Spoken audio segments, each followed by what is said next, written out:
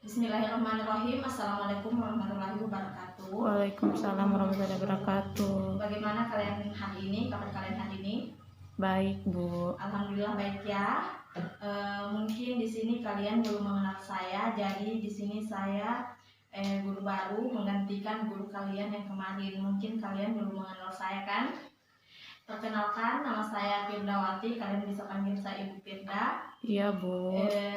Di sini saya meminta absennya untuk bisa lebih kenal dengan kalian. Ketua kelasnya.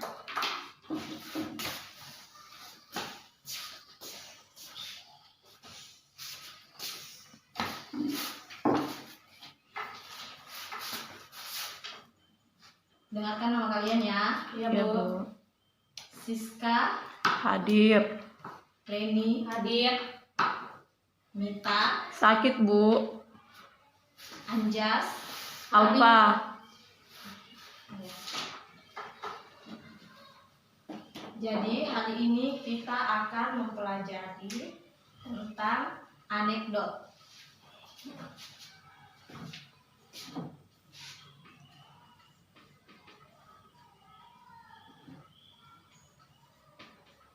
Ada yang tahu apa itu anekdot? Tidak ada, Bu.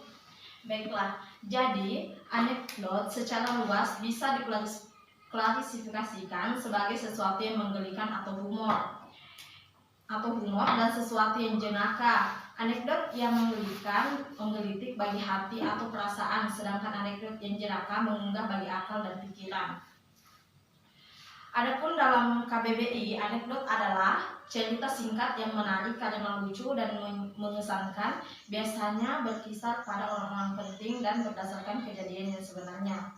Dari kedua definisi tersebut dapat disimpulkan bahwa anekdot adalah cerita singkat yang menarik karena lucu, menggelikan, jenaka, dan mengesankan, biasanya berkisar pada orang-orang penting dan berdasarkan kejadian yang sebenarnya. Ada yang ingin bertanya? Yang ada, Bu. Baik, kita lanjut pada struktur anekdot.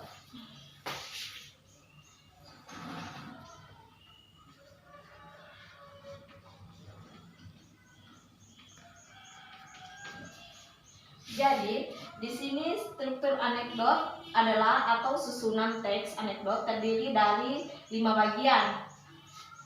Yang pertama abstrak.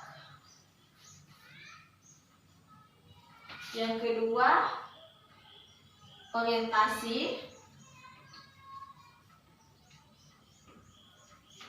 Yang ketiga krisis. Yang keempat reaksi. Dan yang kelima adalah koda.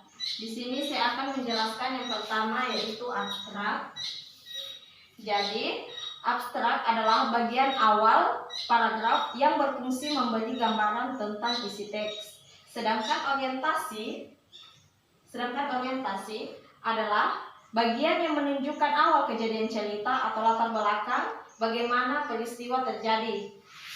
Sedangkan krisis adalah bagian di mana terjadi hal atau masalah yang unik atau tidak biasa terjadi pada diri penulis atau orang yang menceritakan. Sedangkan reaksi adalah bagian tentang bagaimana cara penulis atau orang yang ditulis dan menyelesaikan masalah yang timbul dari bagian krisis. Dan yang terakhir adalah koda. Koda merupakan bagian akhir dari cerita unik tersebut, bisa juga dengan memberi kesimpulan tentang kejadian yang dialami penulis atau orang yang diceritakan. Sampai di sini ada yang ingin dipertanyakan? Tidak ada, Bu. Sudah paham. Baiklah, kita lanjut tentang kaidah anekdot.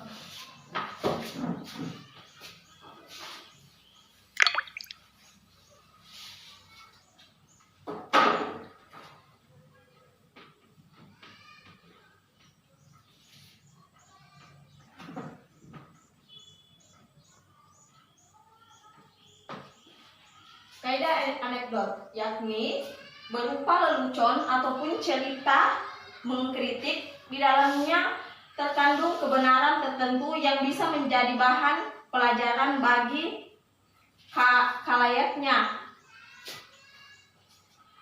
Kemudian unsur pembangunan teks anekdot. Unsur-unsur pembangunan teks anekdot tidak jauh berbeda dengan unsur-unsur pembangunan fiksi, yaitu tema cerita, tokoh, latar, sudut pandang, gaya bahasa, dan nada.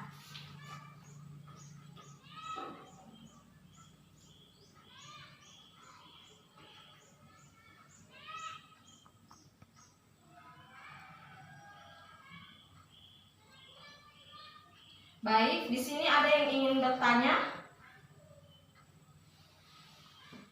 Ada yang ingin bertanya? Tidak, Bu. Tidak ada, jadi kita lanjut ya. Ya, Bu. Jadi unsur pembangunan teks anekdot tidak jauh berbeda dengan unsur-unsur pembangunan fiksi, yaitu tema cerita, tokoh, latar, sudut pandang, dan gaya bahasa dan nada. Jadi tema merupakan gagasan umum yang menjadi dasar pembangunan seluruh cerita, sedangkan tokoh adalah para pelaku yang terdapat dalam cerita, sedangkan latar dibedakan ke dalam 3 unsur pokok, yaitu latar tempat mengacu pada lokasi terjadinya peristiwa yang diceritakan dalam cerita, sedangkan latar waktu yaitu berhubungan dengan waktu terjadinya peristiwa yang diceritakan dalam cerita, dan latar sosial mengacu pada hal yang berhubungan dengan status sosial tokoh yang diceritakan serta perilaku sosial masyarakat di suatu tempat yang dijelaskan dalam cerita. Kemudian sudut pandang. Sudut pandang itu merupakan teknik yang dipilih pencerita untuk mengemukakan gagasan ceritanya. Sudut pandang dalam cerita terdiri dari 2 macam, yaitu persona atau orang pertama dan persona orang ketiga. Sudut pandang pada orang pertama terbagi atas aku sebagai tokoh utama dan aku sebagai tokoh tambahan, sedangkan sudut pandang orang ketiga dibagi menjadi pencerita serba tahu dan pencerita terbatas. Kemudian gaya bahasa dan nada. Bahasa dalam cerita berfungsi sebagai penyampai gagasan, sedangkan nada merupakan ekspresi pencerita.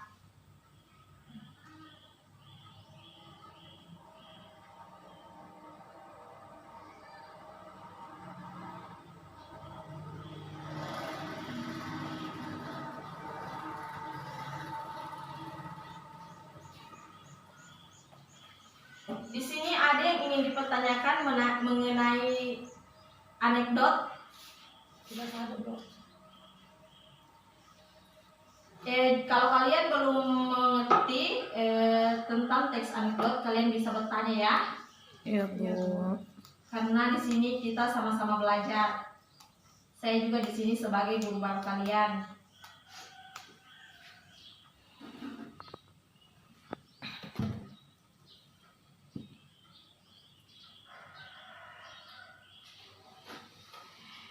Baiklah, dari materi yang saya bawakan mungkin sampai di sini saja. Jadi saya akan memberikan tugas kepada kalian untuk pelajaran minggu depan. Kita masih akan membahas tentang teks anekdot. Jadi kalian akan ibu beri tugas. Kalian membuka dari halaman yang ibu akan kasih. Kalian membuka halaman 1 sampai halaman 10. Di situ akan ibu beri tugas. Kalian mencari pokok-pokok yang ada pada teks anekdot. Baiklah, saya akan kembalikan kepada ketua kelas absennya untuk diambil kembali. Jadi beritahukan kepada teman-teman kalian bahwa kita akan melanjutkan materi minggu depan dan mengerjakan tugas.